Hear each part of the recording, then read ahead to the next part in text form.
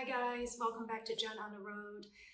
This video is way overdue because I moved about a month ago and it's kind of a relocation for me.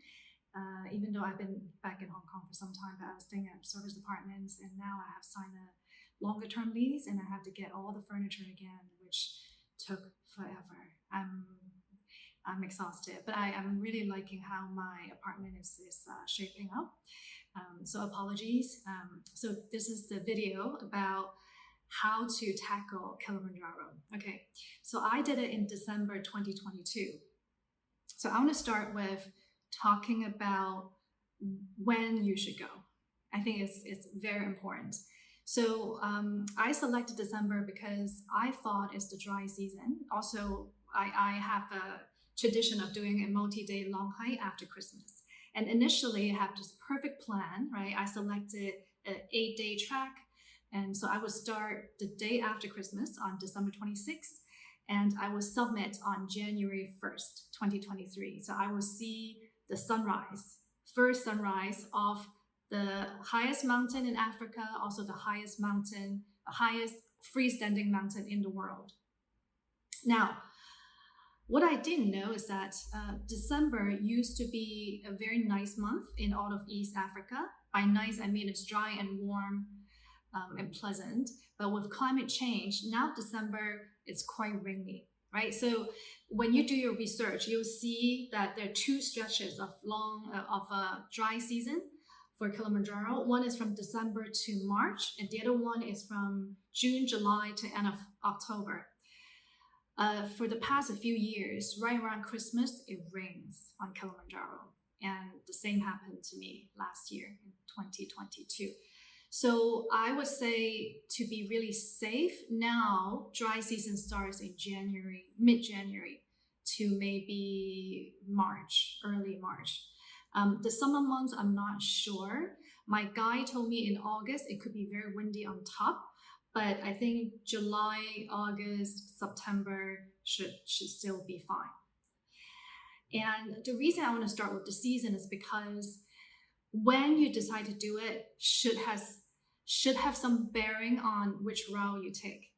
If you're doing in a very nice climate, mostly dry, then you can do whatever. You can select the routes that you want to and camp, no problem.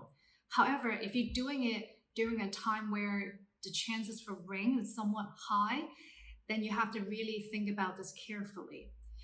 Camping in the rain or hiking in the rain sucks. Okay? So I camped the first 2 days in the rain and camped the first 3 nights in the rain. I cannot tell you. I mean, we'll get into it, but my equipment was not enough. I was never warm. Everything was damp. Everything's muddy. You cannot keep anything clean.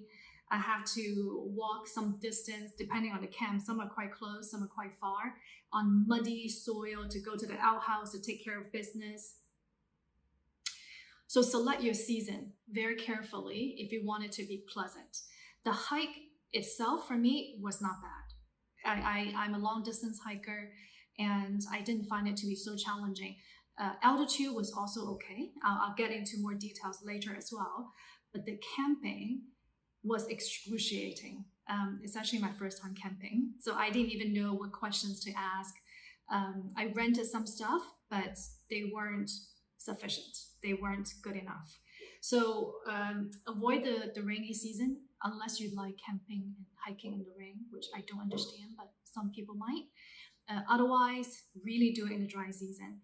If you have to do it in the wet season for some reason, that is maybe one good reason, okay?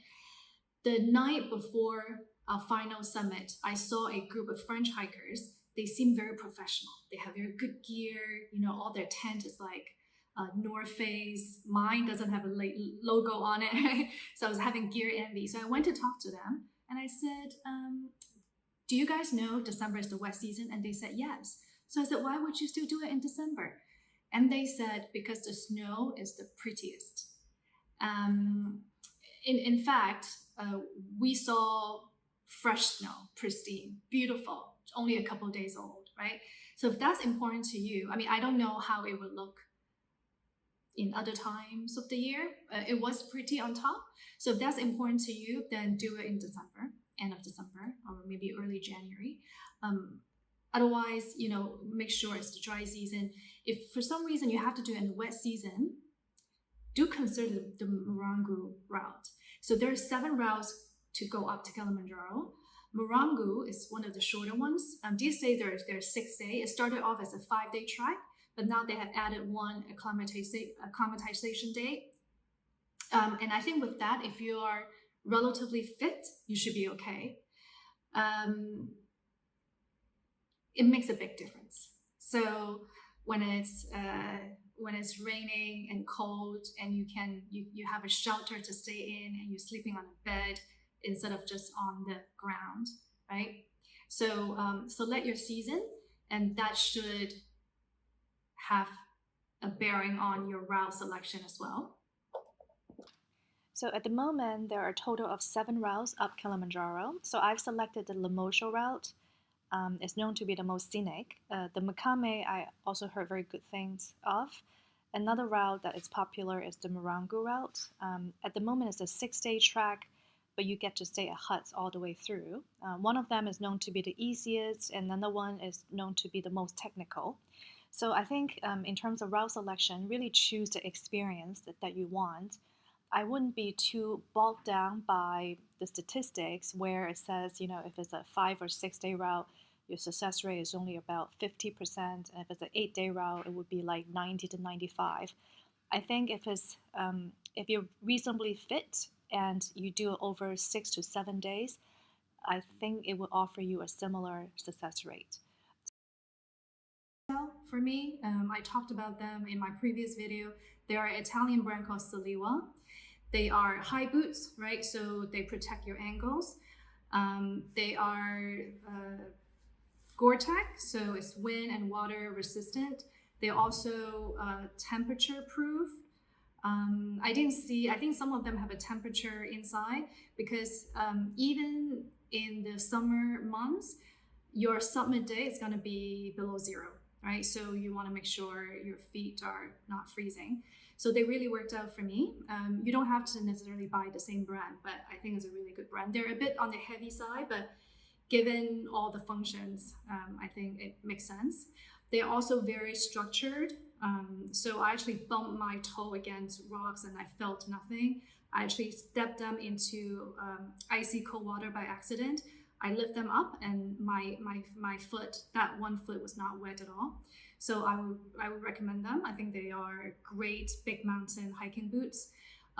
There was one thing I very much wish I had, especially during the first 2 days when I hiked in the rain. They're called gaiters.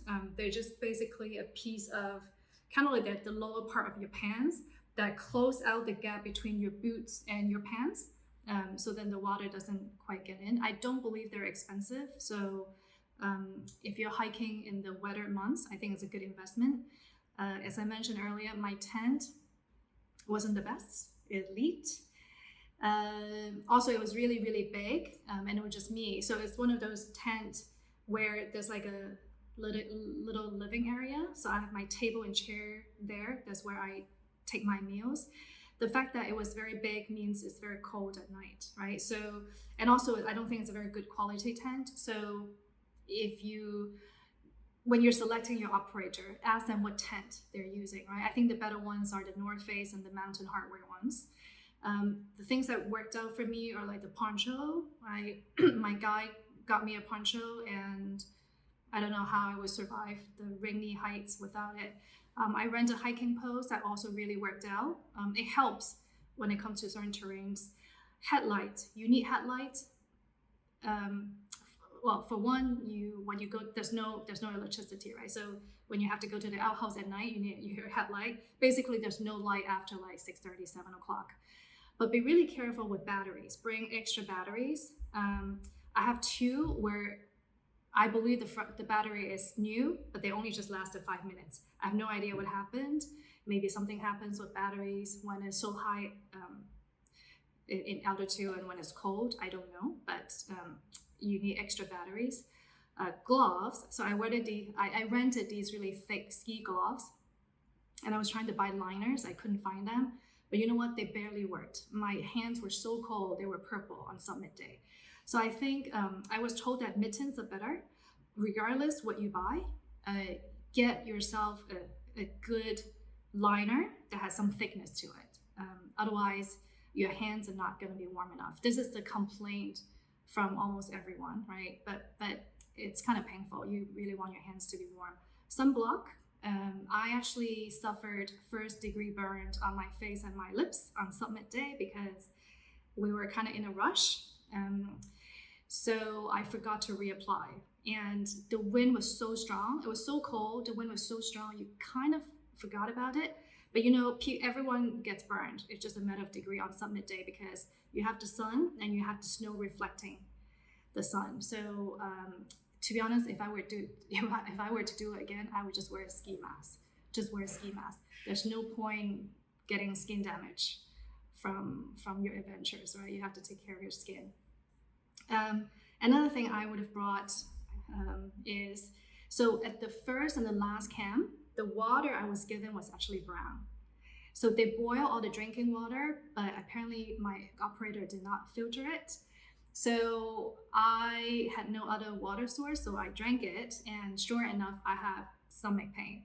Luckily, it didn't turn into like a full-blown food poisoning. I had some medicine that held it down, but it would have been tragic if you have the runs when you're camping, because the outhouse is horrible and it could be really far from your tent. So so I would actually bring filters and water purifying tablets. You should also talk to your operator. This is one of those things that you should talk to your operator before selecting them.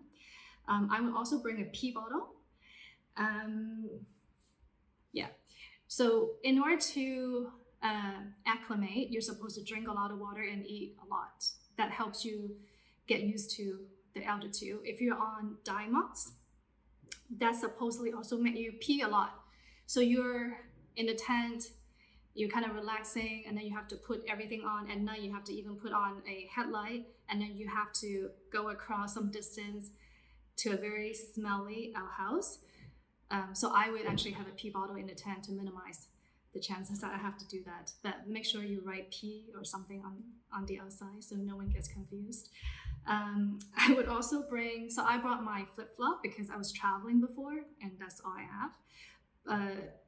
If I were to do it again, I would actually bring sports sandals instead of flip-flop, because even at the first camp, well, when I did it in December, it was not warm enough for me to just wear my flip-flop. So you have to wear socks, and then you understand, right? It's not comfortable if you wear like thong flip-flop. So you want to bring sports sandals with you. I would also bring a hot water bottle. I think I mentioned earlier that my feet were never warm.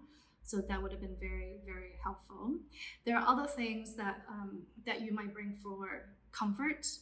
I know people who have brought up an air mattress. I think it's solar powered air mattress. So they're actually, first of all, comfortable. Second of all, elevated from the ground. I actually have horrible headache whenever I lay down to sleep inside a tent. It's not from altitude, because if I sit up or stand up, it's gone. So I'm very sensitive to the dampness of the ground. So air mattress, air pillows, those help. I know a lady at this camp, she arranged to have a foldable bed brought up for extra cost. If you ask me then, I would gladly pay for it so I can actually sleep and not be miserable. Lastly, medicine. If you're relatively fit, you can do it, you can summit. The challenge actually is not to get sick. When we hiked in the rain the first day, at night, I can hear a lot of people coughing. Actually, my porter came and asked me for medicine, to ask me for painkillers. So I think bring enough cold medicine, painkillers, food poisoning medicine. The key is actually not to get sick during your trek, so you can actually complete it. Okay, and then I kind of want to talk about training. So I've been hiking for quite a while, and I've done 10-hour hikes, 13-hour hikes. And then in my 7 days trekking up to Kili, my longest was really just 7.5. It ended up, my last day ended up to be 10.5 hours because I wanted to walk another 9K to a camp where I can arrange transportation because I refused to camp another night, right? So that was extra. If just up and down, it was 7.5 hours, and the day before was 6. So if you're doing a 7-day trek, you shouldn't have a day that's more than 8 hours. I would say 8-9 hours. If you do it shorter, you might have a 10-hour day. But if you're relatively fit and you've been training, and you've been hiking or running or whatnot, it should be fine. But if you haven't been hiking or running, or you haven't done anything endurance related, then you should train a bit. I don't think you should be surprised on a big mountain like Kilimanjaro. But I don't think it's not technical. So if you can walk for 7 to 8 hours, you should be fine. And then I think a lot of people are really concerned about altitude sickness. I've never actually been that high up before. So I have no idea how my body would react to it. From my research, I decided not to take Diamox. I actually took a herbal medicine, and they're different. You can get it from health food stores. The name is Rosea. I was told, I actually heard about it when I was living in Shanghai. When people go up to Tibet, they will take it. And it's supposed to increase your blood oxygen level. You have to take it for a longer period of time compared to Diamox, right? You're supposed to start taking it 7 days before you are in high altitude and keep taking it. I actually think it worked quite well. So I would take it again when I go up, higher than 3,000-4,000 meters. Lastly, vaccine. So for Tanzania, all the COVID-related requirements are canceled, right? So you don't have to worry about COVID and providing vaccination record. For yellow fever, is actually optional. When I was going through immigration, I saw a lot of Europeans with their yellow fever passport. I'm not quite sure because it's optional. In fact, I did it in December, so maybe no mosquitoes in December, but I had no problem whatsoever on the mountain. I get bitten a little bit on my safari after Kilimanjaro, but it's quite rare now. They haven't had a lot of cases for yellow fever, so it's up to you, but you don't have to do it. So that's kind of what I wanted to share. So I think that's all I have in terms of what you need to prepare. It's a great experience, right? So, and I don't think you need to worry too much about, if you success rate. I think if you just take it slowly, you would get there. Like, you don't necessarily have to do it over 8 days or 9 days, because the mountain trains you too, right? Because if you're not used to hiking a lot, well, after the first 3-4 days, you're ready for longer hikes. So I hope this helps, guys. If there's anything you'd like to share, put it in the comment box, and I would like to know what other things that's helped you. Okay, that's it. Thanks, guys.